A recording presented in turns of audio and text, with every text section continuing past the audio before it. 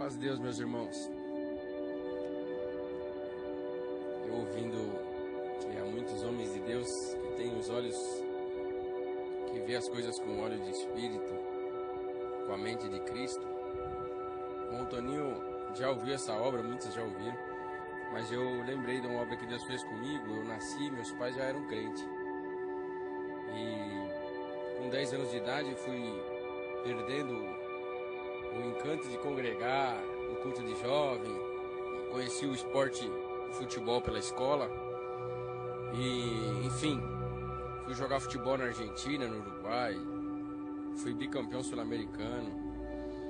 E vim fazer um teste no Corinthians, em São Paulo. Passei no primeiro peneirão, no segundo peneirão. No terceiro peneirão era domingo, tinha jogo oficial, ficou para segunda. E como meu pai, logo que Deus chamou ele, Deus levantou ele para a obra da piedade, para diácono. Quando ele veio na primeira assembleia aqui em São Paulo, ele voltou para nossa cidade em Uruguaiana dizendo que o Brás era uma igreja muito linda.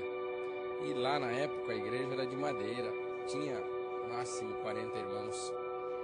E ele maravilhado com a obra de Deus e o trabalho da obra de Deus. Ele falou: quando eu acordei, meu sapato estava engraxado e do lado tinha um sapato novo e tinha um terno novo e eu com meu terninho surrado.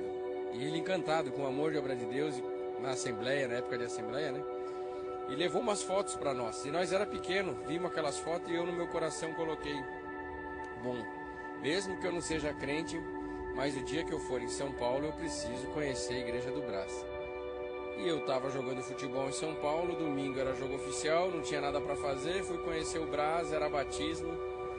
E naquele dia Deus falava com um jogador de futebol que não era da cidade, que vinha de longe, que vinha de um lar pobre, mas que Deus queria a mocidade dele, não o dinheiro, nem o sucesso, nem a fama, mas queria a mocidade daquele jogador de futebol para servi-lo.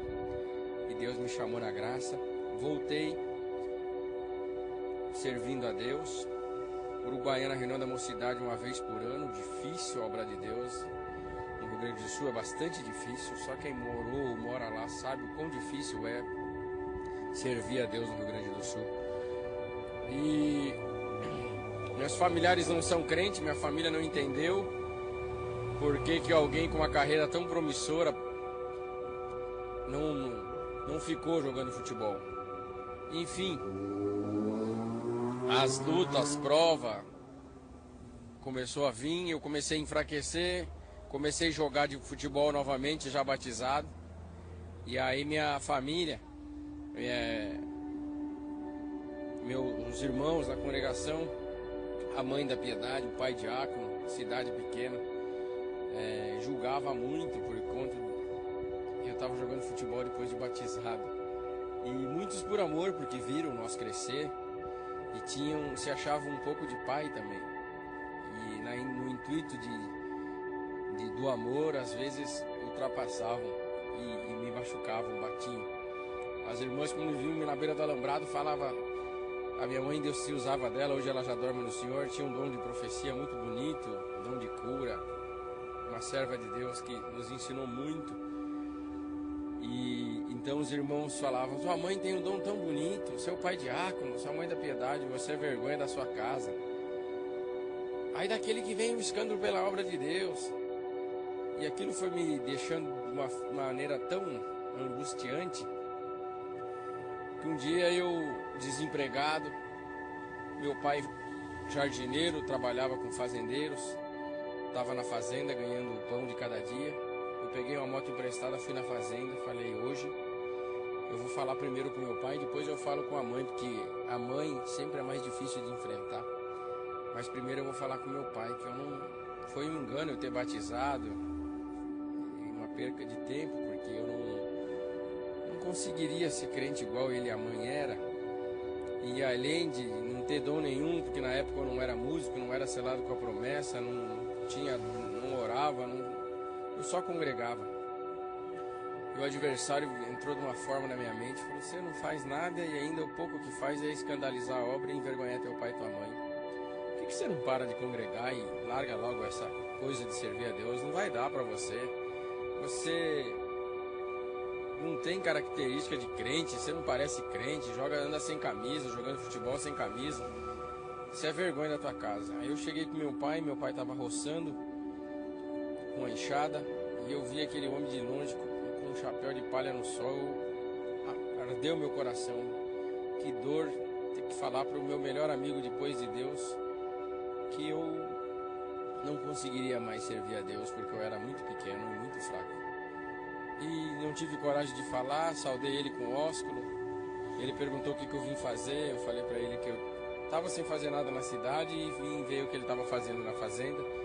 E vim ajudar ele, ele me deu uma enxada, passamos o dia inteiro calado, almoçamos calado, e eu não tinha coragem de falar para o meu pai que eu não ia mais ser crente, porque eu sabia que eu ia magoá-lo muito. E eu sempre tive um carinho muito grande por ele, uma amizade muito aberta com os meus pais. Sempre conversamos, dialogamos de tudo. E nos trataram sempre com muito amor. E pelo cabo daquela enxada, aquele homem fez de tudo para me dar educação. E eu sabia que isso magoaria meu pai. Então eu falava comigo: Senhor, como pode? Tu se usa tanto do meu pai, um homem de revelação. Será que ele não está vendo que o filho está fraco e não quer mais congregar, não quer mais ser crente?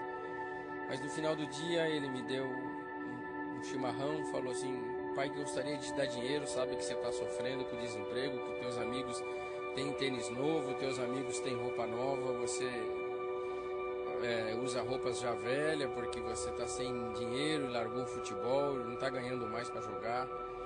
E o pai gostaria de te ajudar mais, mas o pai não tem, filho. Quanto para trazer o sustento para casa? Eu falei: mas eu não estou pedindo, pai. Ele falou: mas eu sei da tua necessidade. Então toma um chimarrão com o pai. E ele foi me deu um chimarrão.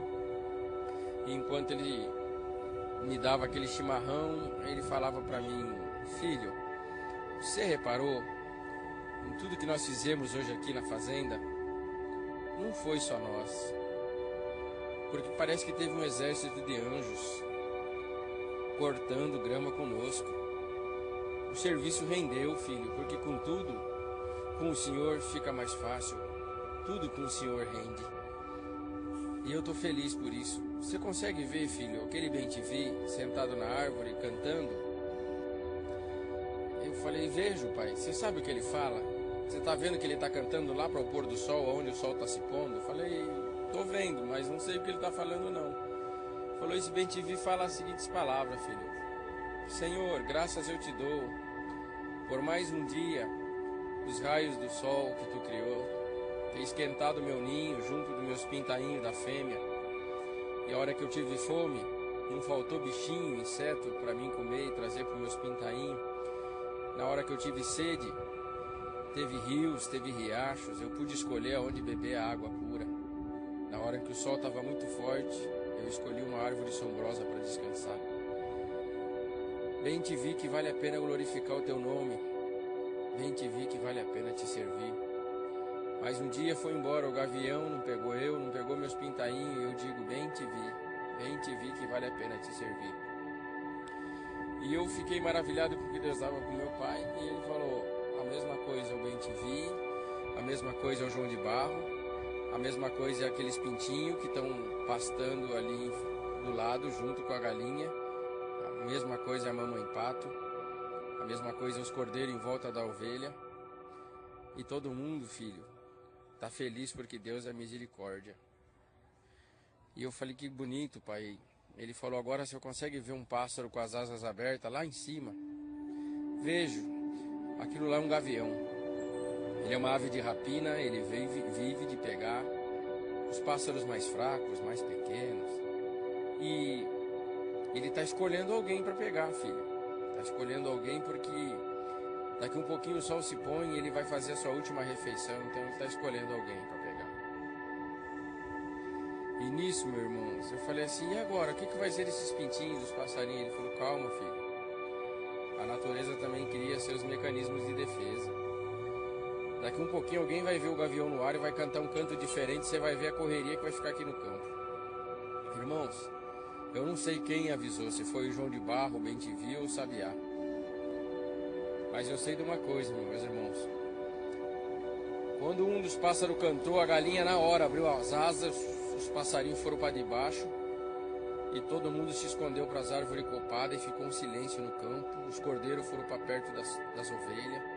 E eu fiquei maravilhado com aquele espetáculo da natureza. Meu pai falou: eu sei que você está maravilhado, porque você vive na cidade, mas eu que vivo no campo e presto atenção em tudo que o nosso Deus criou, eu vejo esse espetáculo no amanhecer e vejo esse espetáculo no anoitecer, no entardecer, porque a toda hora o Senhor dá um espetáculo para nós.